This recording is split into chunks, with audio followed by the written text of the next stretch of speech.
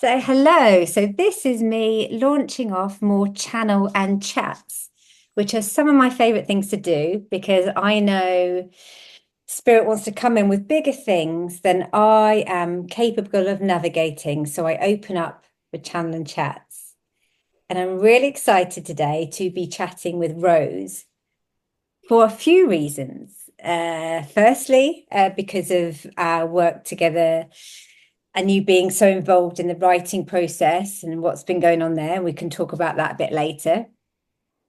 Secondly, because of your name, Rose, and the idea that I've been teaching around the black and white rose, and I know that you have separate teachings in the rose lineage too.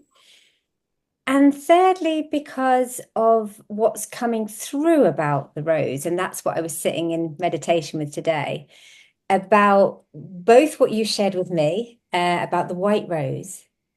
And I want to say the sacred vision of it, but we'll get to that because that's coming in more and more at this time. So it's really new and old, I would say, all at the same time. So before us jumping into all of those favorite topics of mine, hello, Rose, who are you and what would you like to share? Hello, Cheryl. Thank you so much for having me chat with you today. I'm really looking forward to our conversation. Mm. Um, so I'm Rose Villarreal, and I have a business, Libra Star Point, that is just in its birthing stages right now. I feel like right along with me, transitioning from, I had worked as a physician assistant in the traditional medical system, and then during COVID, decided, felt the call of my soul to transition to a way of working with people that would address their body, mind, spirit, and emotional bodies, Mm. all four aspects, to to help all of us to become whole.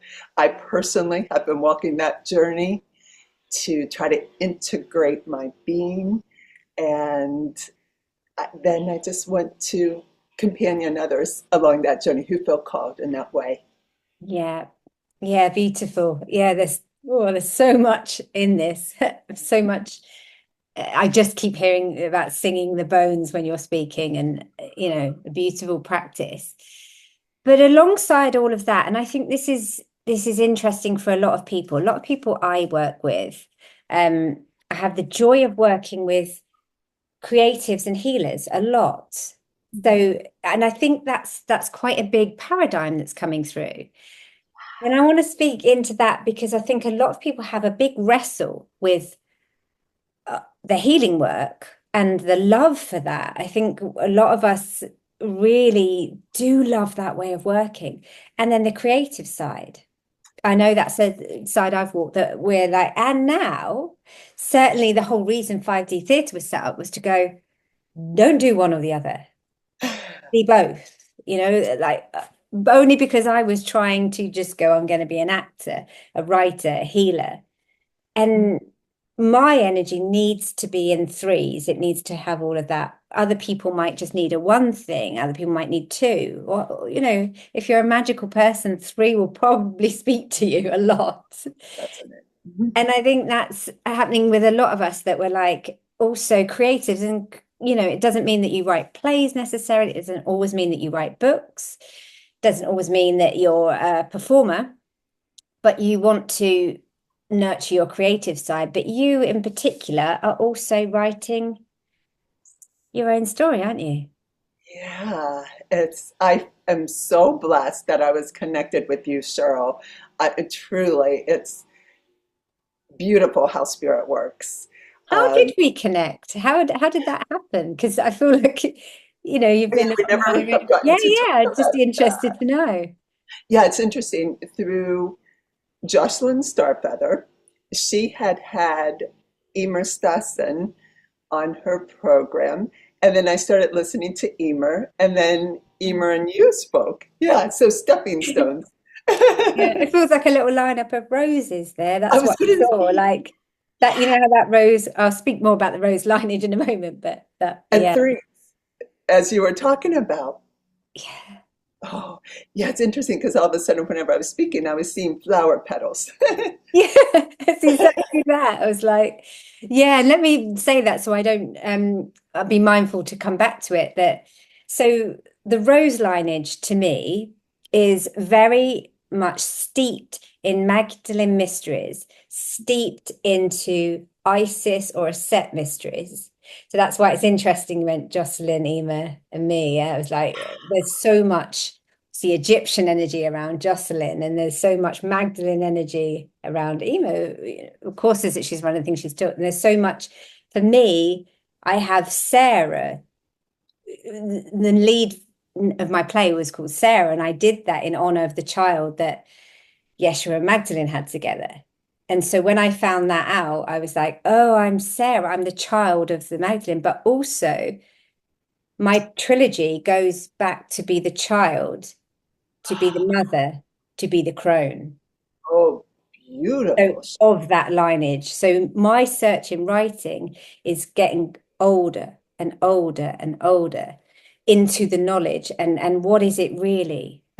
So I also gathered I've run the Black Rose course quite a few times, and it's very much about spiritual truthers. To put it simply, a lot of us are searching for a spiritual truth, and I feel like there's been a lot on the side of the love and light side of spirituality without facing that we are, as a collective, cleansing this big karma, carrying it. Some of us don't need to carry it anymore. We can give it back.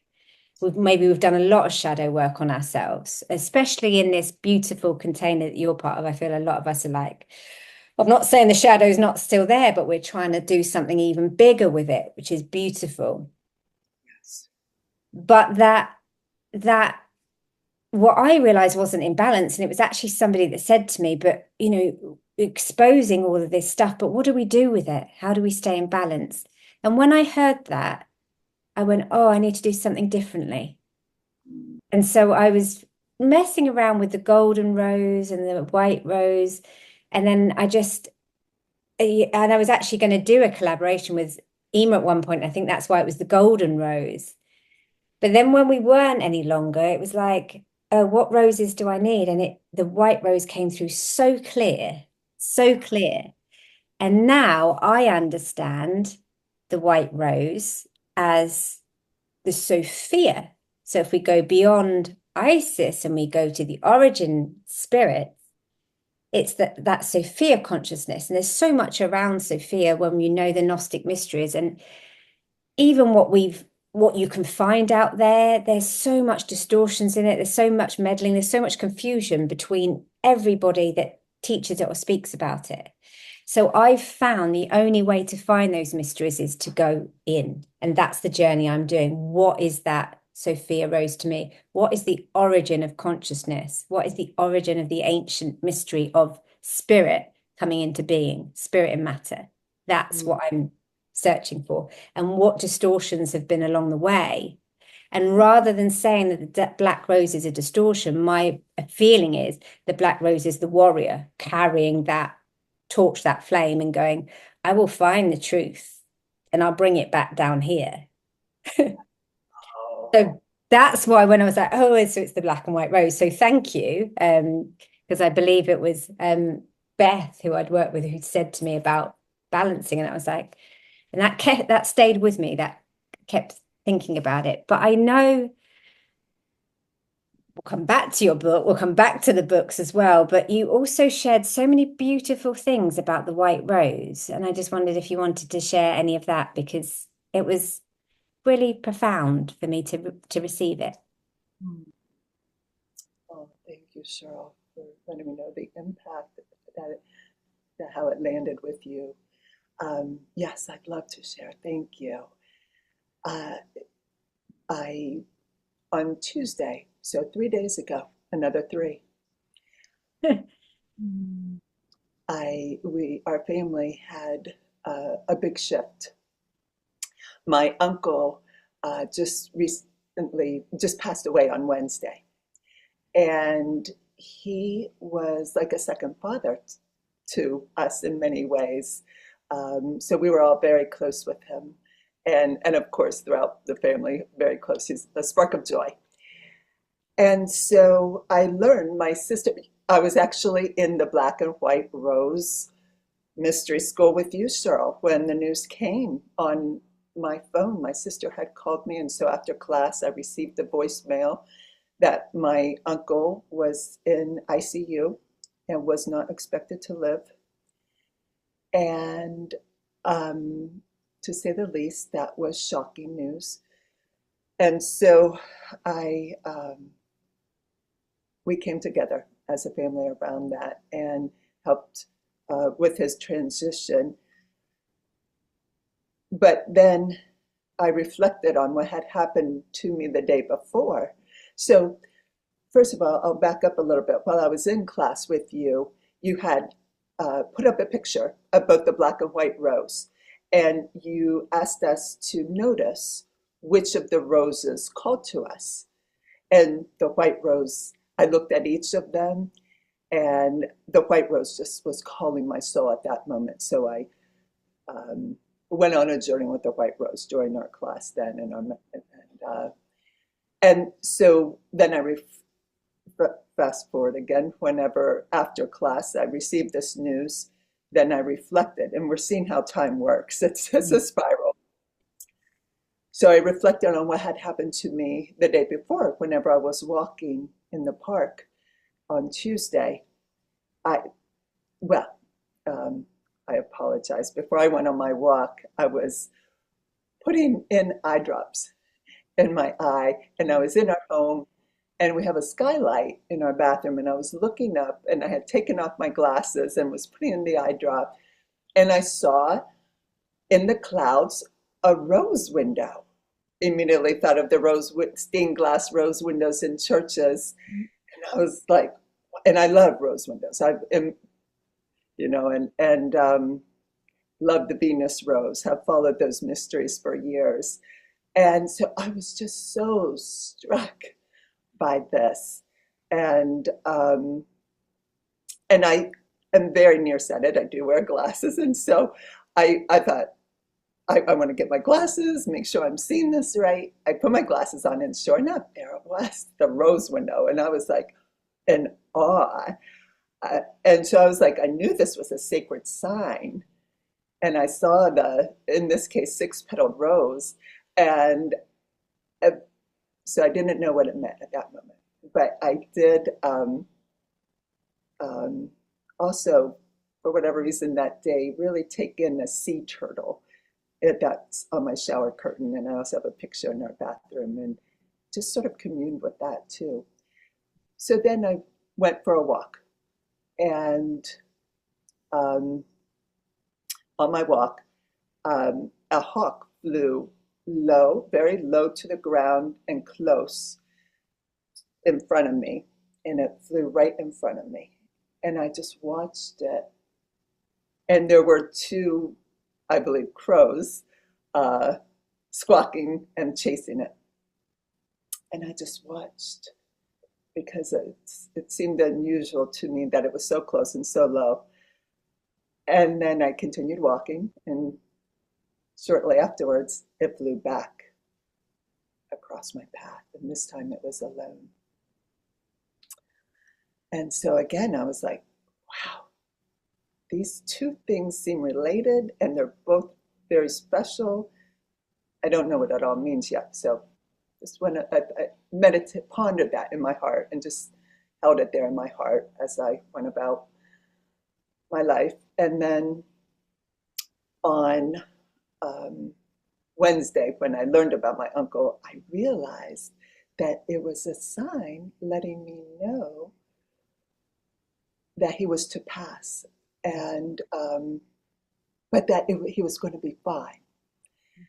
And I marveled at how spirit talks to us, and I felt as if his higher self were talking to me, because then he went into the ICU on Tuesday evening, and so it felt as if his higher self knew, even though he wasn't consciously aware yet, that this transition was in place.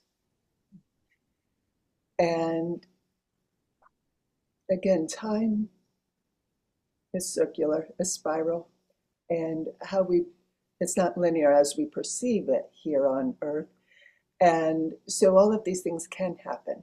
And we can realize when we're in that um, aligned with spirit in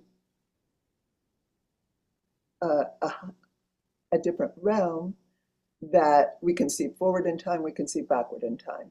Yeah. And and then on Thursday, when I was talking with my sister, she said, I told her about these occurrences. And she said about the hawk and about the rose window. And she said, whenever she was there in the hospital with my uncle, that hospice had put up a sign on his room that had a tree on it and it had a picture of a hawk flying across. I was like, oh my goodness. Mm. So, yeah, these all felt like part of the White Rose mysteries and the support and beauty and divinity associated with them. Yeah. Thank you for sharing that beautiful psychic wisdom of yours. It felt very shamanic, which I know is a heart path of yours. And it brought in quite a few things that were coming into my consciousness about why I love these channel and chats, because I get the gift of working with people like yourself. I mean, so many psychics and tapped in mediums and channelers and shamans. And I also get the gift of meeting these. Somehow I reach in and pull these stories out of people when I meet them through staying open to it. And I get emailed this stuff, and I always think people need this wisdom. Like I receive it and go, yeah, thanks, because I get it into my circle. I realize that not everyone hears those profound stories of a passing of a loved one. We need those. And there was something happened to me that the hawk came in this week. So I'm going to share that story with you because it yeah, it's very interesting. But also to say that somebody else had someone pass away while we were doing the black and white rose. And for people that don't know, I was apprehensive about running the course because I lost my dad the last time I ran it. And I was channeling Angels and Demons Week. And I didn't know my dad was poorly, yes, but we didn't know he had a terminal diagnosis and he'd die within the week, and he did. So one week we were there going up to hospital, and the next week he'd passed away by the time we were ending the course together. And at the time, I was in a whole heap of trauma, but I also knew there was something bigger than me. This course was really important. And what I now see through a lot of times in life, I need to go something through it first so I can lead others and hold the space for it. And I realize now that a lot of us in the Rose lineage are death doulas. So we are the sacred priestess and priestess that can understand the death process. And like you beautifully said, you knew, okay, on a level, you knew what was happening, your psychic ability. On a timeline, you'd already seen that the passing. The second thing is that the sacred soul guide of the death doula goes, are you okay? Did you pass okay? So you knew on this triple level, because there's the standard mediums. Oh, sorry, my great grandfather just called you standard medium. I'm going to take that back. I just felt them whack me around. There's standard mediumship, not standard mediums. I correct myself. Standard mediumships would just have you connect in with loved ones on the other side. And for me, I was like, but isn't there more than that? Because I know as a medium, I've connected in with people and gone, they're not all right on the other side. And when I connected in with my dad after he passed, he was not all right. And so I spent a month to 2 months, which is part of the Black Rose teachings now, navigating the astral realm, the soul realm, the trap. Wow, I And see. so the bigger thing about the priestess Rose lineage and priest, it's not just a feminine lineage, although it's been very distorted out of the feminine, is that the reincarnation cycle. and really understanding it and how that's been distorted. So what's beautiful for me to witness, and this does happen on my courses where someone might mention someone's passing away and what do I do? And this is a big thing that we need to talk about. And it's why I shared the spiritual grief series to go, this is what was happening to me. This is how I dealt with it as a spiritual person. And so your story was beautiful because it was like, that's not to say it was any easier for you to go through this week, but that you were navigating it multidimensionally Yes. through the realms. And I want to add, because it really struck me too, the importance of community. And both before I received that news and after I received that news, just the synchronicity that I was in the Black and White Mystery School with you beforehand. And that afternoon, I had a clan meeting with my shamanic Reiki group. I'm just finishing up a 3-year apprenticeship with shamanic Reiki. And so what we did in the shamanic Reiki group was I just let my community know that what was happening with my uncle, and we did a long distance sending of energy to help him with his transition. So then what we each received in that session, like we saw him, we knew he was well. And I saw him. It's so interesting because I first saw him in an adobe home.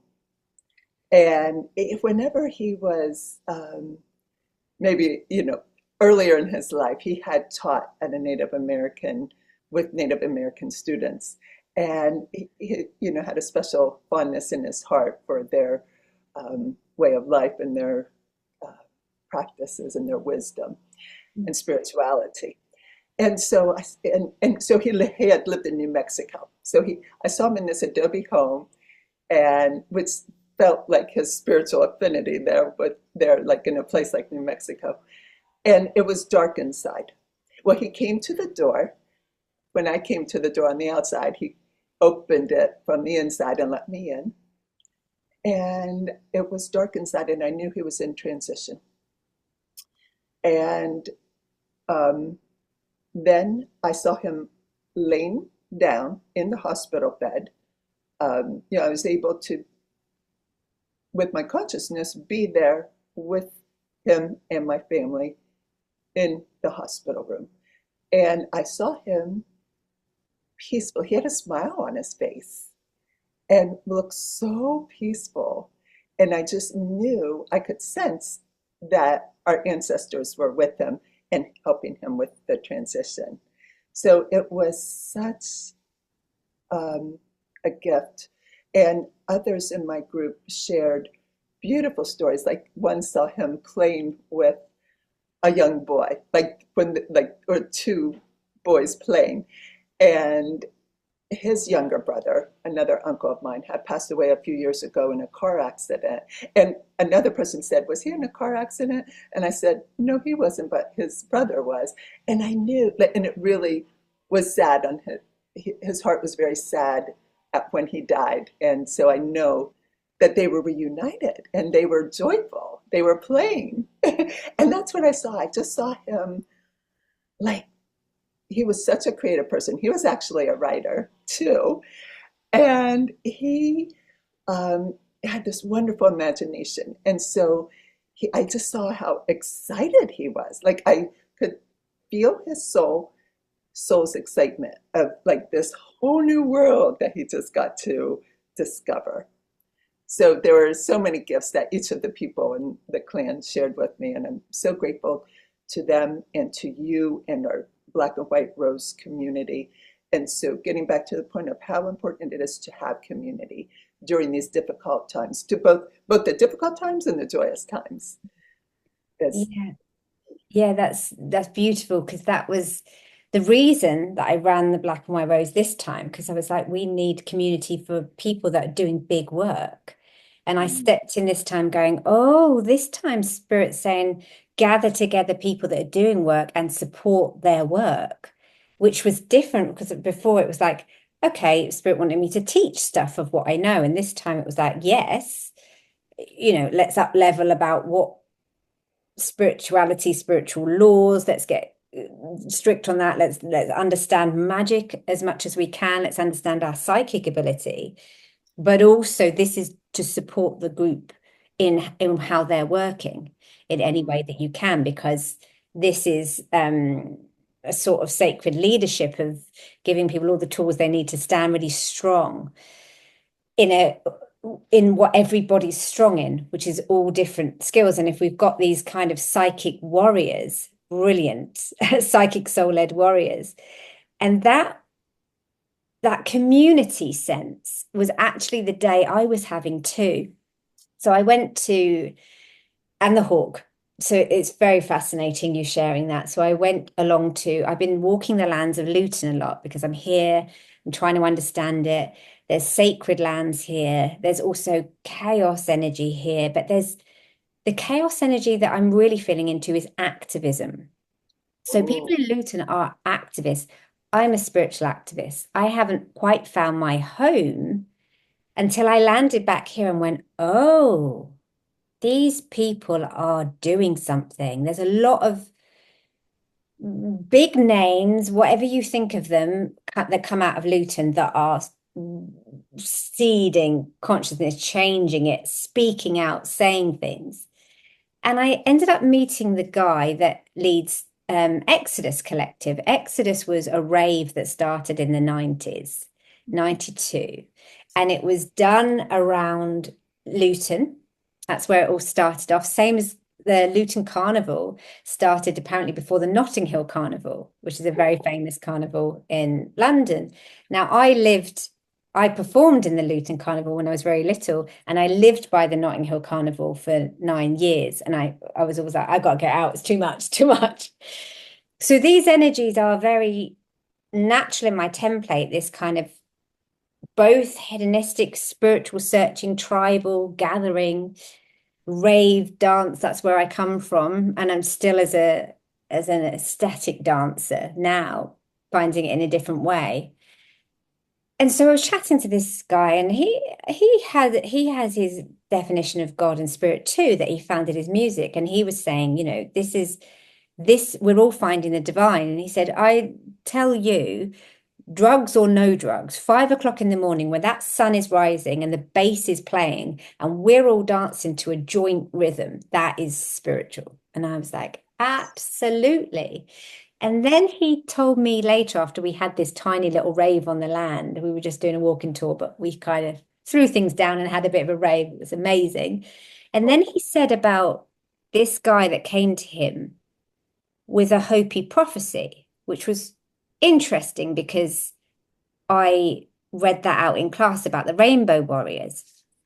And Yeah. he said, I didn't know what to believe, but he was smoking the area, he was putting different things out. So this guy came to him with ceremony. And he said, the guy looked at me and said, where he looked up and there was two hawks that flew over them. And he said, when these two tribes meet, we will be able to break apart the system. And he said that was the sign me and you were meeting. So there was Wow. this guy that was leading this rave culture. His name's Glenn, and he's been up against it. He's been fighting the dark forces that tried to shut him down. Like, I got it. I looked him in the eye and went, I understand what you were up against, because he was explaining some things to me and I was like, I get it. I know who they were. And then he had this other guy that came in with his sacred prophecy and spoke a language. He was like, I didn't know what to make of it. But then they came together and he was like, oh, we're together going to break down this system. And the two hawks flew over. And so when you shared that story with me about what you were navigating in the week, and then I was seeing it standing in the middle of this rave filled pit, hearing him talk about the two hawks and the change and understanding the activism on the lands that I was born and coming back to a place that's, loads of people go, oh, Luton, biggest knife culture, biggest this, that, and the other. I'm like, yeah, the biggest people that will go, I do not consent. So that part of me that goes on about I will not consent to dark magical forces, blah, blah, blah, that's the Luton girl speaking.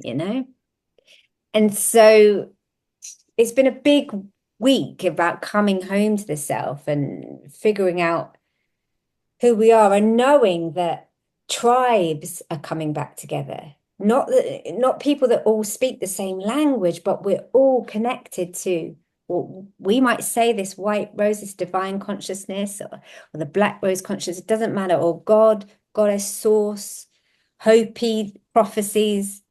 But it's like a lot of people are going, I'm here in the call, there's the birds, let's meet in the middle. Yeah. Well, it's very interesting, Cheryl. A few different things, other threads that weave in. Whenever you say about the two birds, I think about there's an indigenous peoples from Latin America prophecy about the eagle and the condor. When they fly together, then, we're headed for a good time. And it's like the condor was people from Latin America and the eagle is people like from America. And I don't remember the full prophecy, but it just, whenever you said that, it reminded me of that. There have been many indigenous peoples around the world who have prophesied of this time of darkness and then leading into the light and like major transitions. And the other thing was I had read, you had let me know, you had shared a very powerful shamanic heart meditation with me from Tom Kenyon, which was incredible. And I have a lot more to say about that. But basically, like it opened up my heart greatly and it connected in with the heart meridian, the Shaoyin meridian, which is connected with the left eye and the small bowel, and then goes down to our arms. So it felt like a heart opening and a retrieval of a soul piece, that healing that you did for me. But so through that, it was so powerful that it led me to get a book, one of Tom Kenyon's books, I think that Hathor material. And what I was reading, and it's a version, I think that was revised and maybe was published maybe in 2022. And I was reading the material and he said in it that a couple of things that you have touched upon that tie in, and this was material channeled, he channeled the Hathors. And as you had told me about, they're a collective. Mm. And they had said that there would be, that what we see outside of us is just a mirror of what's going on inside of us, and that it's important to do the shadow work. And our purpose here is to integrate the two, so we'll be an integrated whole being, and that will enable us to stand strong during this big time of transition, because as they said, and as we've heard about through many different sources, where we're moving in the cosmos, we're exposed to an extraordinary quality of light right now. And that light is filled with information and energy. And it's big energy. And it's this light that connects us all and connects us to the divine. And we have to remember that divine is within us as well as outside of us. We always have to remember. They want us to remember it's within us, find it within ourselves. So, but they say the importance of working our shadow side. And they said that as our consciousness evolves, that we will have these bigger, as we go quote unquote higher in consciousness, we also have to go deeper in our darkness. Mm. That's the way it works. And so it's very hard. And if one isn't, so we have to accept we have that potential within us and just integrate all of that. They're all energies. And when we integrate them, then we can stand strong in ourselves and then be able to, as we work with the material inside of us, it changes things outside of us, and vice versa. As we work on things outside of us, it changes things inside of us. So it's this beautiful relationship. But they were also saying, the Hathors, that there is chaos before an evolution Yeah. of consciousness. So it reminded me of what you were saying about the energy that you're experiencing in Luton because they are actively working and up leveling, like you were saying. So it's not surprising to hear that there's that Chaos. Yeah. energy. And that's exactly what I was saying. It's chaos here. I was saying that someone, I mean, the shadow.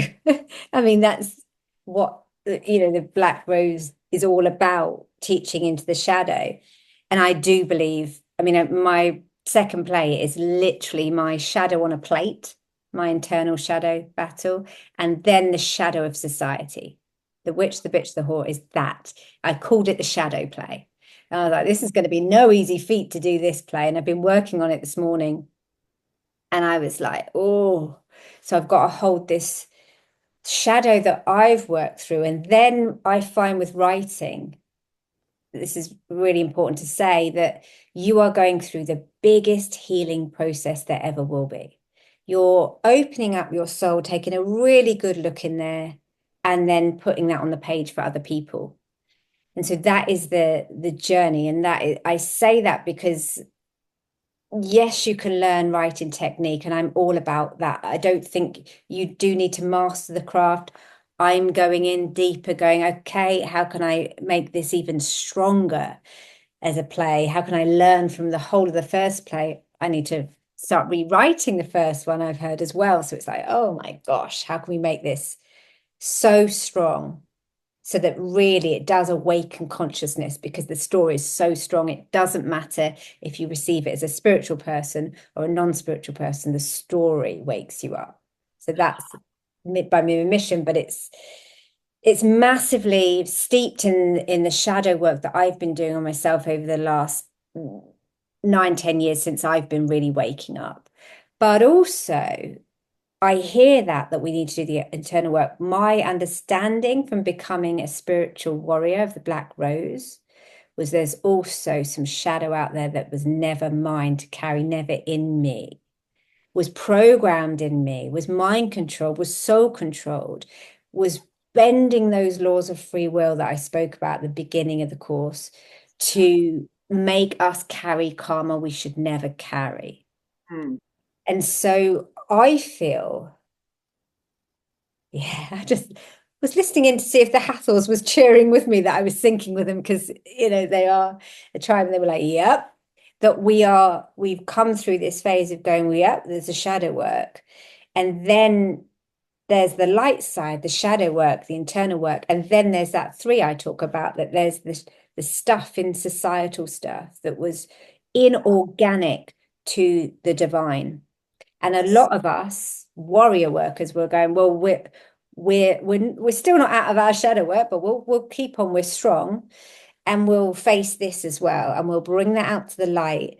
And although that's going to seem harmful to humanity to expose it and to see it, and it is painful, witnessing people you trust not being trustworthy, witnessing how you fell for people, for systems, for programs, for the level of abuse that's on our sacred planet, it is painful. My God, for it to shift, we have to be in that massive chaos. Yeah. And some of us have come in to do that very work. And what you might not know about my second play is the Black Rose is all throughout the play. So Ooh. it's seeped in the Black Rose order, which is an ancient order.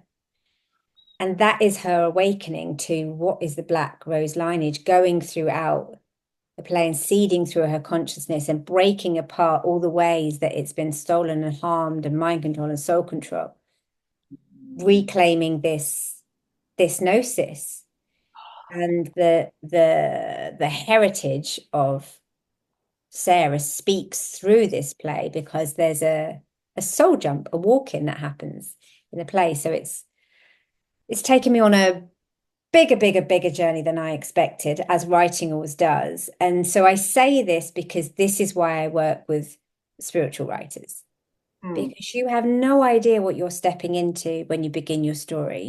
You have no idea, and then it gets bigger. And because psychic writers are psychic, they can tend to jump timelines and see the future. They can tend to bring something in and then walk through it in their real life. Like I wrote about caring for someone in my play, and then it happened. I started to care for my dad, and everything was already written on the page. And I was like, what? Same Wow. as the past life as a witch. I started that innocently going, well, why was someone like me killed as a witch? And then going through that trauma of experiencing it was quite unknown. But I have to say, this play's taking me in even bigger depths that I never knew. And so that's why I go, right, okay, 5D theatre can't just hold a container for me and my stories. I know how big this stuff is. So I always like to share space for others. Oh, so tell me about your own writing journey, because I But bet, before I go into that, and they'll be connected, yeah, this will seamlessly transition. Just with what you shared, it's first of all, I want to say thank you so much for saying yes to Spirit and what Spirit was inviting you into to create a community for writers, for spiritual warriors. Because as you said, this work is so big. And you and I have both talked about how we've both experienced, along with others doing this work, many others who have been doing this work, being harmed when trying to do it on our own. And so it's like this work, as you've said, needs to be done in community for so many reasons. And so I am so grateful that because this is, it's wonderful to have this container. And there's something always very sacred about containers, and we gain strength from containers. Like when we have a sacred intention and we're come together in this way, we're all stronger, and we can impact more change. And we can, like a rose flowering, we all get stronger. I was like, ah, oh, beautiful. And it's interesting because that what's coming to mind too, and it's this piece I wanted to bring in about with my uncle with that turtle, the sea turtle. I had learned, my mother told me on Wednesday, that my uncle and his aunt and his wife, my aunt, had celebrated their 30th anniversary in Hawaii. They went there for, and my mom told me that Richard sent her pictures of sea turtles that he saw there. And I couldn't help but think of Lemuria Moo, and I was thinking, oh, maybe that's part of his soul lineage. And but I was what I was thinking though is how they in Lemuria and Moo worked in community. And so how many of us are feeling the connection between then and now. And as you said at the beginning, bringing in old knowledge in new ways, kind of, it's like, and yeah, it's funny. There's this healthcare system near where I live that had a motto a few years back. It's so old, it's new. And I can't help but think of these indigenous practices, like the true healers, that all of this wisdom coming back, it's so old, it's new at this time because we've forgotten it and yeah, it's going to be new to us, but it's really ancient wisdom. And we're going to apply it to yeah. our world in the And I ways that, really believe that's why many of us are writing these stories to bring, the scrolls that were burnt. I remember putting that out on Channel Your Soul Story, the scrolls that burnt, the witches that lost their lives, the Egyptian deities that were programmed, mind controlled. Blah, blah, blah.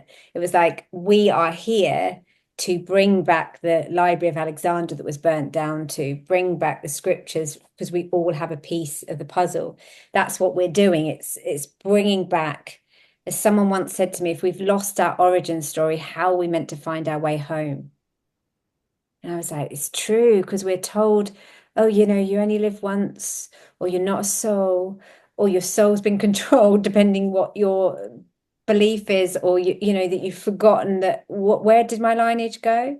Do I go to the stars? Where did I come from? Was I always human? All these questions I've learned from looking in my soul story and other people's going, we are way more than we've been sold. And so Yes. some people are bringing this through, in the healing work. And I've worked with people to really learn that we're all bringing puzzle pieces back, but that also writers are bringing back this ancient knowledge. And you have a part to play in that. Yeah, so it's really interesting because several years ago I was getting the message that I was to write a book, and like I laughed because I'm like, I'm not a writer. And and it's but okay, I just again pondered that in my heart and carried that information in my heart as I moved along my life. And over, in recent years, it's become evident that yes, I'm a writer, and this is what I'm called to do and share in these ways. And you have helped me to see that and feel that and embody that. So thank you. So I have this, we've always had stories in our family that have been, and they've always been treasured stories that have helped me on my spiritual journey. And one of those stories, which is going to be in my book and has inspired me to write more about, is a story of my maternal great grandparents. And when my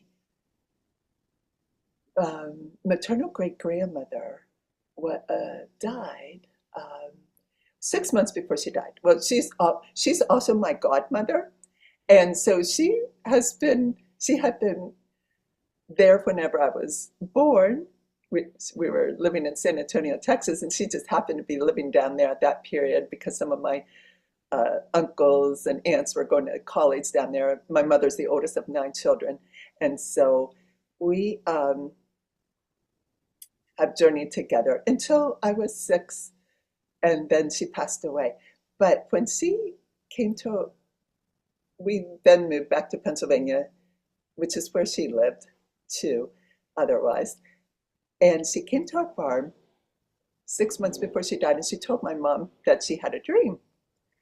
And she was in a field of flowers, and she had seen her husband. And they were across the field, and then they came towards each other. And he said to her, Rose, what took you so long? And she knew that was a sign that she would be dying soon. So sure enough, she one day made her Sunday bread, and she had it in her hands, and she died in her rocking chair with warm bread in her hands. And it was all peaceful. And it's that their love has always inspired me.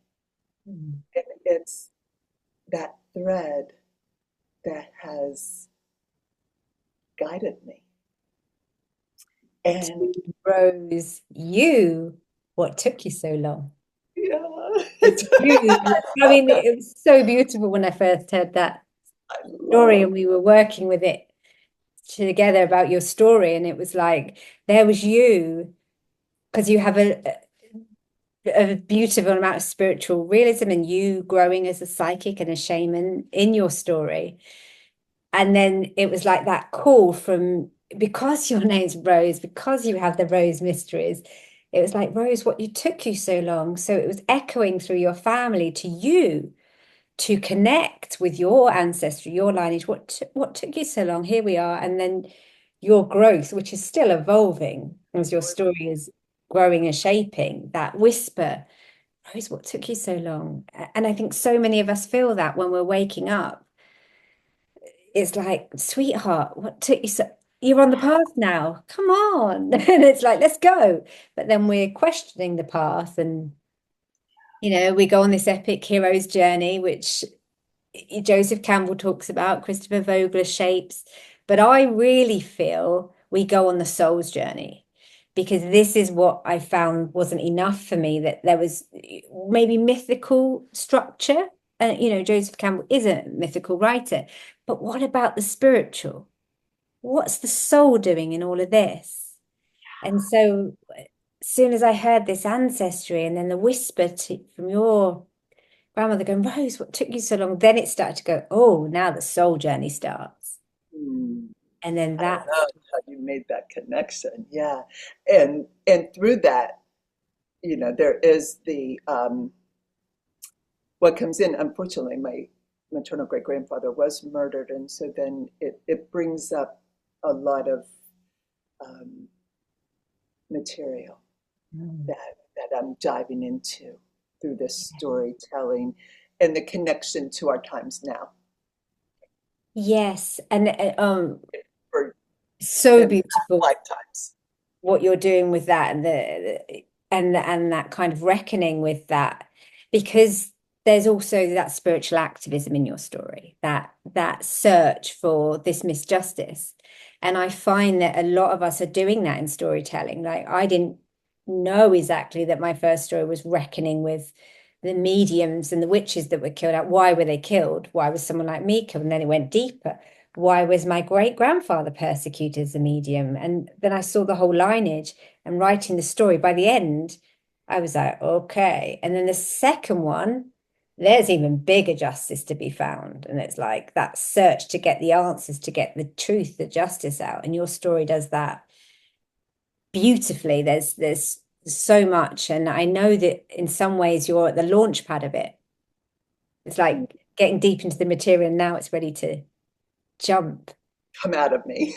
Yes, yeah, it's like so I just wanted to say that as well, because I'm not saying this to anyone. I've been working on my story for 9 years and I'm still finding, I recently got told, okay, it's not quite there. We're going to need to redraft and resubmit, which was a big like, oh, but it's been 8 years.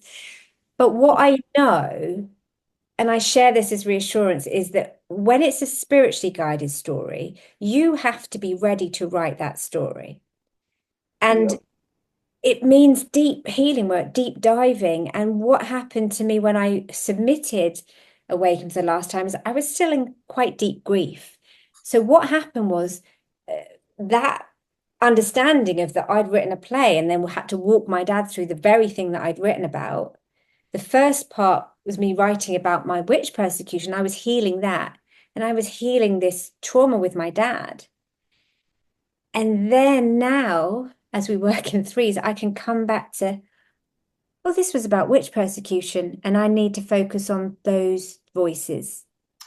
But I didn't know at the time that I was healing, and it was cathartic to be writing this out. My dad, it was honoring, it was our bond. And I was communicating with him, can I write about this? Is this okay? And I felt his support. And I know that you have your grandmother whispering in your ear the whole time you write. But I just want to assure people that it's when it's a spiritual story, i.e., it's bigger than you, it's your soul story, it's what needs to come through. You're still the human bringing it through. And so it will have its own timing. And I know that's hard. Thanks for sharing that with me because it's good to hear. To Yeah. so we don't beat up on ourselves and yeah, try to just let our ego get out of the way and let the divine navigate the Yeah. time. Yeah. And I'm not saying that's easy. I am not saying I've mastered that. Last week, I took an hour out to sit and cry. So I just want to say that. I shared this, but I needed that. Oh my God, have I not been through enough? Like, what? And then I was like, oh, but okay, I get it. I get what needs to be reworked because I can get the writer's head back on. I'm a bit clearer. I get it, but I also get the bigger thing. And so that's why I want to say, it's divinely guided. Yeah. And, yours will be as well. And I know that you've gone off and been training and doing some spiritual work. And I think that comes in and makes it even stronger. And I know that you were diving into a blue rose stuff. And I think that all needed to happen. And I know there's some beautiful things about your heritage and your healing. And that's coming through for you as well. So it's like it's multi-weaving your story. And I really have felt that integrating within my being. And it's fascinating to me. another synchronicity that our conversation is happening on the full moon in Taurus today. It Taurus is. representing our bodies and the earth body, and illuminating what has gone on with Yeah. these things, how some forces have taken over and controlled our bodies, the earth body, and illuminating that and Mm. being strong in our bodies. And it's not lost on me, the synchronicity. Thank you for reminding me of that because it is a big day. And I was like, why are we meant to be speaking today? And, I said to you, I'd lost myself in meditation before we started because it felt like lots wanted to come through. And I also want to say thank you to you for the beatnik. And so you also sent me a beautiful email about reflecting my work back at me. And I was like, oh, when I read it, so people that work with me as a writer, I'm always talking about beats, beats of the script, beats. It helps me to organize my brain. What's that beat? And do the beats lead on? So, to make music, you'd have to have beats that followed each other. So with script writing, you need a beat and then a beat and then a beat and then a beat, but do they go together and do they follow on from each other? And that's how to simplify beats. But you brought me into the beatnik movement, which I guess I'd heard of before but never really looked into. And then I looked all that up, and I was like, oh, I get it. And so could you just explain a little bit of that, because I think it was your husband that brought that through, and it was Yep, like, I was going to say we have to credit my husband. yes, we do. I got that. That's why I was like, it's not just the priestesses here. Yeah, Steve found I had played the piece that you had shared with us when you went to, I call it your poetry jam session. My poetry jam. I Yeah. loved. I was like, Steve, you've got to see this. This is fabulous. And so I played it for him, and he goes, "Oh, she's bringing back the beat movement." I'm like, and so I look up beat movement. It's like I had heard it, but I didn't think about it either. He's Yeah. so, yeah, he has so much wisdom and different information in his mind, and he just says things in these short phrases. He says so much in just a few words. And so I looked it up, and it got me on a whole different, it got me on a journey too. So the beat movement was sort of in the 40s and 50s, 1940s, 1950s, where there were a group of writers who were interested, it was after World War II, and they were not happy with materialistic culture in the United States. And they wanted to find what they said, they were more real experiences. So similar to like what you were describing of the rave movement, it sounds like was happening in the beat movement in the 40s and 50s. And it was interesting the origin of that word. And they said that one of the members of this movement, um, first of all, was talking about like the conditions that people such as African Americans were, experiencing, that they were beaten down, and used that. But they, in this group of people, they listen to jazz and they like the beat of the music. And another member of the group then shifted the meaning of beat to include beatific, some, and the beat of the music. And so when um, so they became, since they listened to music, it was like in jazz, they kind of got to be known as the beat movement. And Yeah. then later, then it transformed into beatniks. And so, yeah, Yeah. as time evolved. But And they they, wanted to experience things. Like they went and went on a tour of the country and wrote about their experiences, trying to find what was going on in real life, and writing and expressing artistically. and there was sort of spirituality seeded in it and political activism. And that's what I found, that I was like, oh, because for me, I was like, art. storytelling revolutionary. It should be a revolutionary force. And I feel that it got placid, pacified. And, so it's just like, I've even seen theatre pieces where everyone's just dividing and arguing against each other. And it's like, but we're not against each other. And there was something about this rave culture that was us, the people, rise up. We are so strong together. And that was the message. It was like, we are so strong together, but we need to rise up together as a big force Mm, against that top of the pyramid, let's say. yes. And yeah, bringing power back to the people. And that's what I got when I was reading about the beatniks. I was like, okay, they were trying to do something that ruffled feathers from down here through art. Yeah. And I'm excited about that. I'm looking forward to that. And that's what I've kind of just seeing it reflected. I was like, okay, this is why I'm trying to gather a spiritual community and say, right, let's go on my next program, 5D storytelling, is about mentoring people with the healing space and the teaching space to understand spiritual stories, but also to lead on to an evening, an online thing, what I call a scratch in the industry, to share these stories and start to go, okay, let's listen to each other and let's celebrate that we're doing a movement together. It's, as I said a while back, it's gone beyond me. I realized 5D theatre wasn't just, it started off, do I need a theatre company? Oh, I'm doing a trilogy, not just a play. Yes, I do. And then it went, oh, but hang on, there's a lot of stories to come in here, and I want to support spiritual stories. And that can mean many things, but it's about like getting to the truth. That's what it is. What's your truth? What's your truth?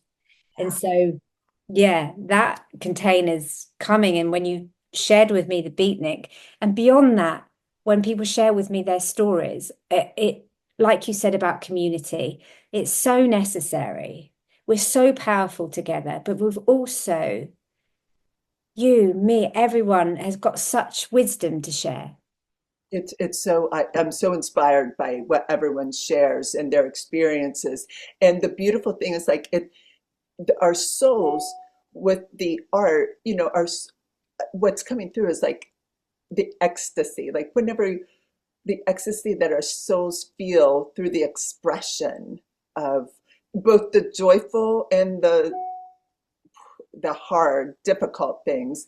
Like our souls can soar through it all and coming together in community and the different threads that people bring that we weave together does create amazing art that feeds all of us and supports all of us. And there again, it's like the blossoming of the rose I'm seeing as we come together. It's a petal of that rose.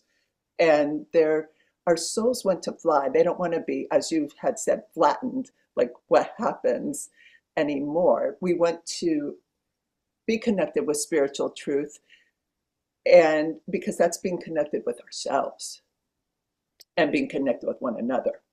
Yeah, and when you said our souls want to soar, I just looked up in my consciousness and saw all the birds.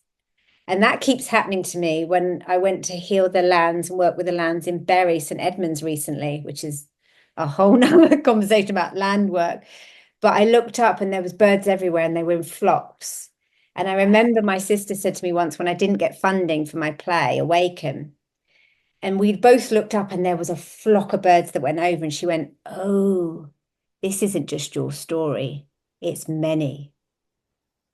And that's It that is. reminder that these meeting of people are coming together and then the flock comes in and then we make it stronger. And this is why I'm rewriting Awaken, because it's, oh, now it's about the flock. Okay, I came off the flock.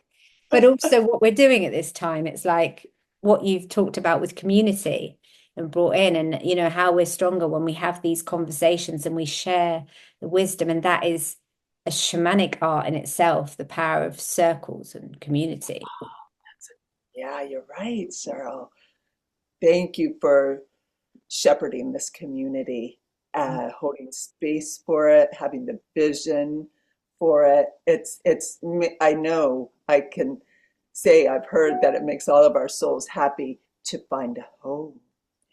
And that's the important thing, and the message that I know Cheryl and I both want to express to everyone out there, listening that there is a home for everyone. Find your spiritual home because it's important for our joy, our growth, and to share our the difficult times that we're all moving through, and to create, and because this, let your soul soar wherever you find your spiritual home, and because that's what we each need to do, express that creativity in whatever way we are called, and it's all needed.